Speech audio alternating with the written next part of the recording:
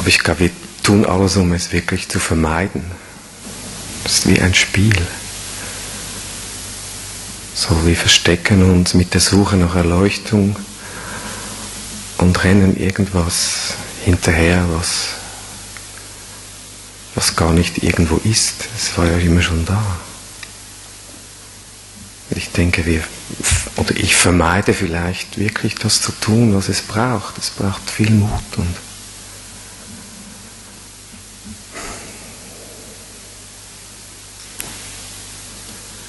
vielleicht ist die ganze Suche nach Spiritualität einfach ein sich besser fühlen wollen, irgendwann einen Punkt in irgendwann erreichen, wo es dann besser geht. Aber es ist ein großer Irrtum. Was soll denn nachher sein? Jetzt, ist immer nur jetzt. So, es ist wie eine Flucht. So. Spirituelle Systeme können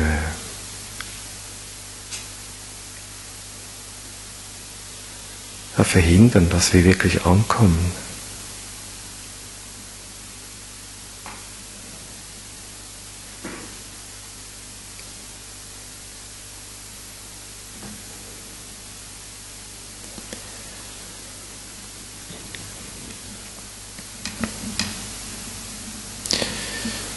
Es geht um die bereits gegebene Wirklichkeit.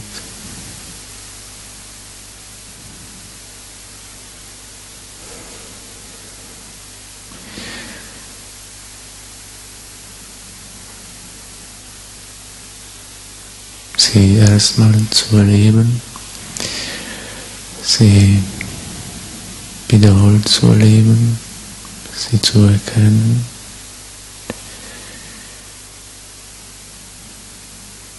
Sie zu leben,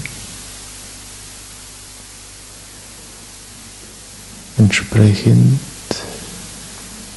ihres Wesens zu existieren.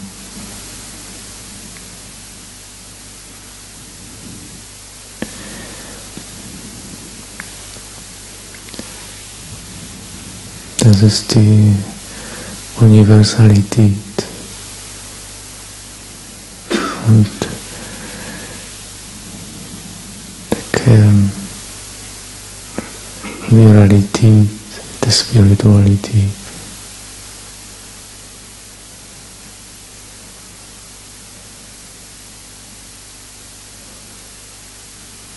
Wenn das zugelassen wird, ist die Erkenntnis möglich, ist die Auflösung der Täuschung des persönlichen Ichs möglich, dass sich diese Täuschung auflösen kann.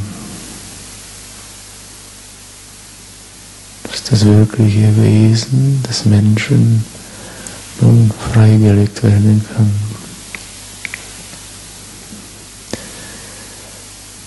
Es ist möglich, dieses wirkliche Wesen des Menschen, das eins ist mit dieser gegebenen Wirklichkeit, zu leben.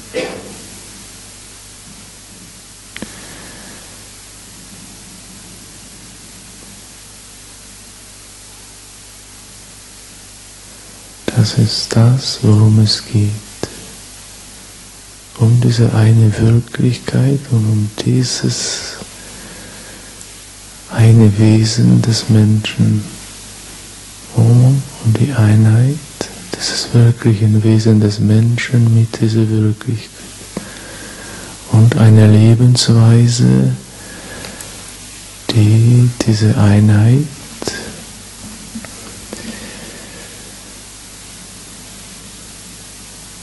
ausdrückt.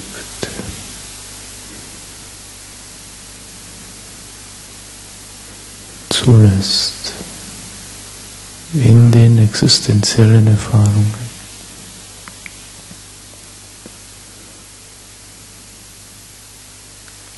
Und Das Ich würde sich mal einfach gleichsetzen mit ein riesiges Angstprogramm, zum großen Teil, und das ist immer eine Trennung. Und die Trennung versucht das Ego zu überwinden, mit ganz viel Anstrengung, aber ich denke, das bringt es gar nicht, die Anstrengung, die Trennung zu überwinden. Diese Wirklichkeit, diese Essenz der Wirklichkeit zu erfahren, dann ist die Trennung ja weg. Aber die Suche allein schon ist ein Problem. Wie wenn man versucht nicht zu denken, man denkt, ich soll nicht denken, soll nicht denken. So wie ein Hund, der sich am eigenen Schwanz im Kreis herumdreht. Wie kann man das durchbrechen? Nicht mit dem Verstand, nicht mit der Logik, aber mit was? Mit tieferer Dimension von dem, was du wirklich bist. Diese tiefere Dimension zulassen.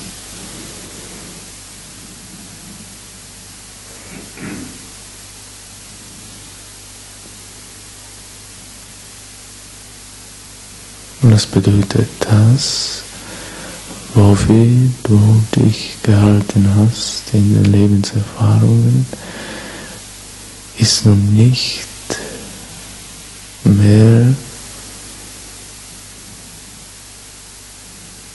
notwendig und zuständig für die Existenz, die zu leben ist.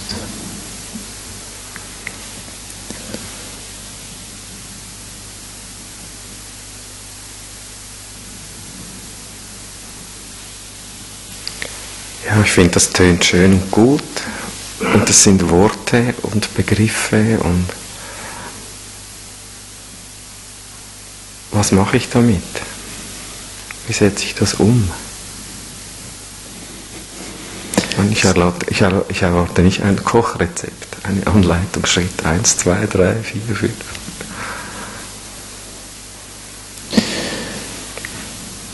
Das ist genau das Anliegen, dass das nicht in Form eines Kurses, eine Anleitung vermittelt werden kann, den die Dimension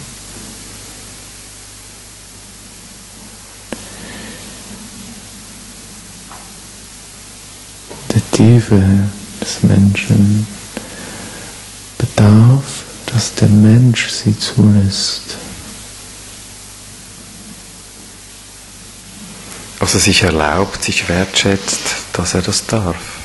Er muss sich selber wie eine Erlaubnis geben und hat das auch zu tun mit in Stille sein. Manchmal erlebe ich mich als ganz hektisch im Alltag, wirklich der Hut brennt und 7 Sachen gleichzeitig und ich weiß nicht, ob das förderlich oder hinderlich ist. Oder? Die Erlaubnis ist ein Aspekt, ein von den Aspekten, die es braucht.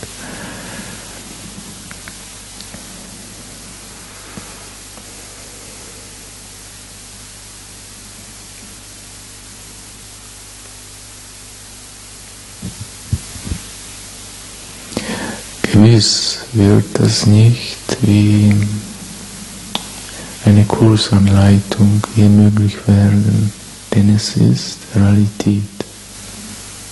Die sich ständig ändert. Oder ist es immer gleich? Die absolute Realität, ist das statisch? Soll man das verstehen? Die Wirklichkeit ist gleich, dass es die eine ist. Die Existenz in ihr ist stets in Wandlung. Mit dieser Erfahrung, die gab es noch nicht. Neue Erfahrungen werden kommen. Das ist stets in Veränderung. Was erfahren wird, ist stets in Veränderung. Das Bewusstsein und die Tiefe des Lebens der Wirklichkeit können sich auch wandeln, umfassender werden.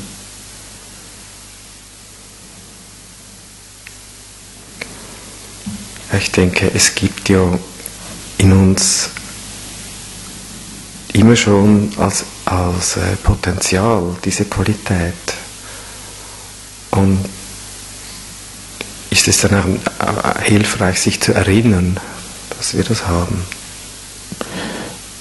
Auch dieser Aspekt bedarf es. Ja.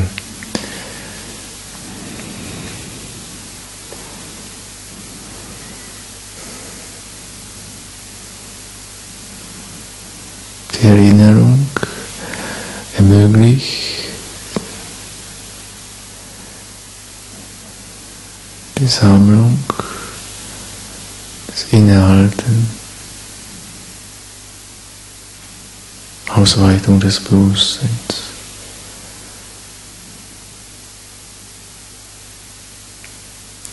Wenn die äußeren Erfahrungen das nicht bewirken, so kann die Erinnerung das Bewusstsein erinnern. Es könnte auf eine Weise sein, dass es fähig ist, dass es ihm möglicher wird, diese reale Wirklichkeit zu erleben.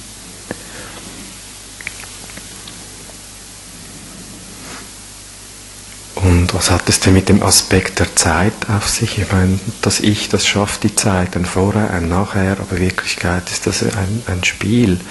Es ist ja immer nur jetzt.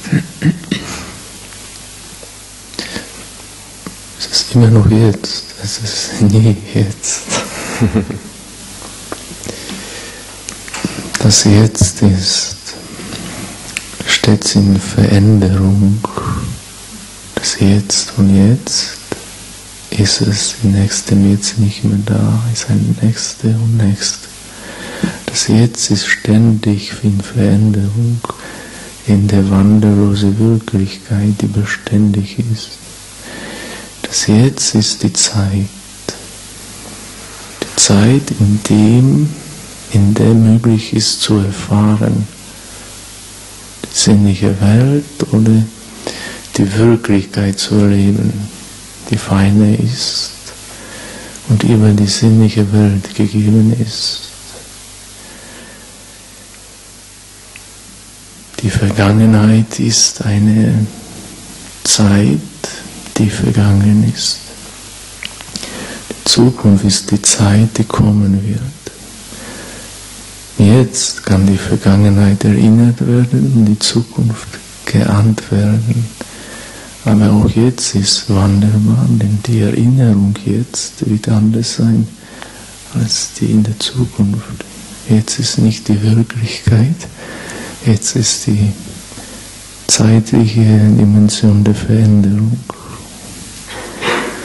Das Einzige, was an der These vom Jetzt zutreffen kann, ist, dass der Mensch nur jetzt erleben kann. Er kann nicht in der Vergangenheit erleben, er kann nicht in der Zukunft erleben. Aber das, worum es geht, ist nicht jetzt, sondern die Wirklichkeit, die nur jetzt erlebt werden kann. Daher die Verwechslung der Wirklichkeit mit der zeitlichen Form des Jetzt liegt vor.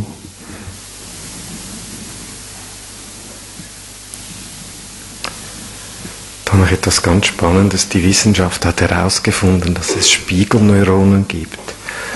Dass wenn wir beispielsweise einen Film sehen oder Menschen sehen, die Mitgefühl oder eine Handlung ausüben, dass wir genau die gleichen Empfindungen in uns selber hervorrufen. Und jetzt kommt natürlich das Interessante, wenn man jemanden trifft, der erwacht ist und andere sind auch in dem Raum und können das teilen. Also wir teilen dieselbe Luft, wir sind im selben Raum drin. Wir sehen, wie du dich bewegst, wie du isst, wie du sprichst, wie du bist.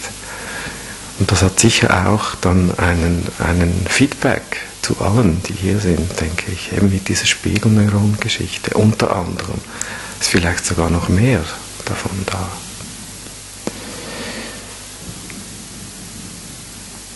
Diese Möglichkeit ist im menschlichen Bereich gegeben, eine natürliche Möglichkeit der Vermittlung durch den Ausdruck, durch die Seinsweise.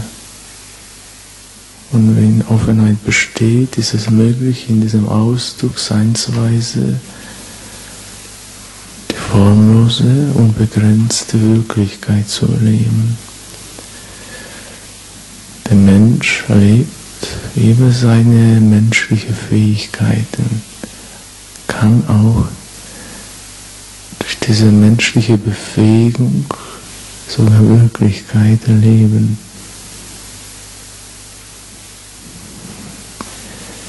Denn wenn ein Mensch im Raum ist,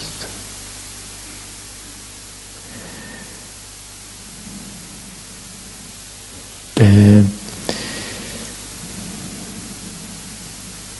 umfassender ist, als gewohnt die Menschen sind, diese Möglichkeit ist Potenzial gegeben, auf gleiche Weise nun sein zu können. Denn es ist nah und sehr real gegeben. Und es kommt nur darauf an, auf diese Offenheit und auf die Einheit mit diesem Umfassenden, das potenziell gegeben ist.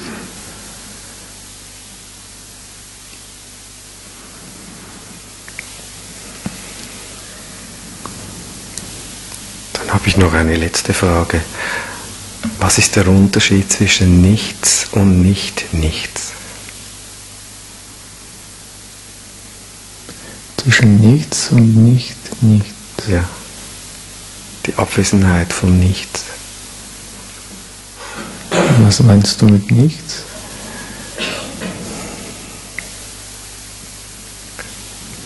Ein allumfassendes Potenzial, wie der Raum, ein Behälter, formlos. Da gibt es auch noch was darüber hinausgeht, vielleicht, ich weiß nicht.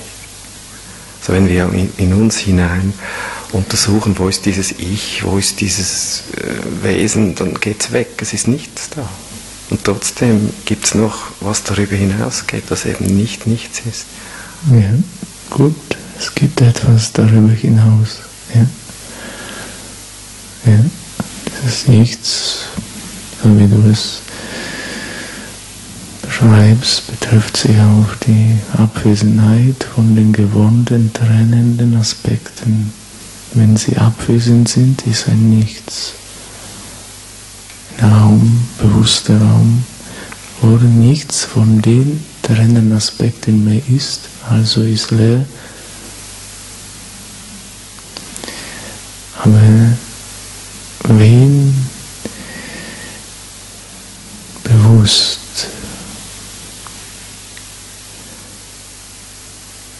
verweilt wird allmählich geahnt, es ist umfassender.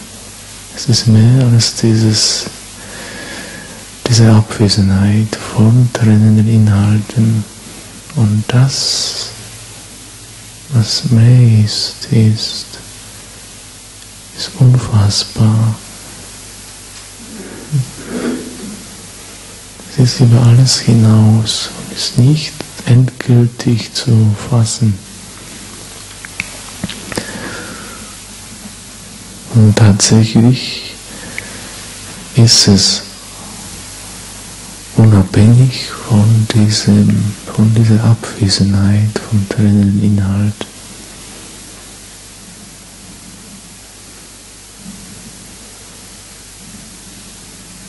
Der Zustand der Abwesenheit von trennenden Inhalten ist der Zustand des Bewusstseins.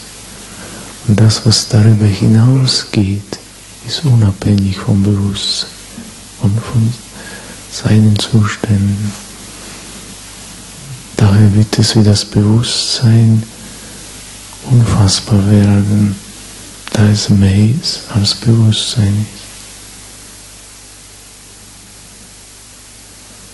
Aber Bewusstsein kann es ahnen und kann es zulassen. Das ist die umfassendste Dimension des unmittelbaren Erlebens. Die zeigt, dass nicht alles bewusst, stets überwacht, kontrolliert werden kann.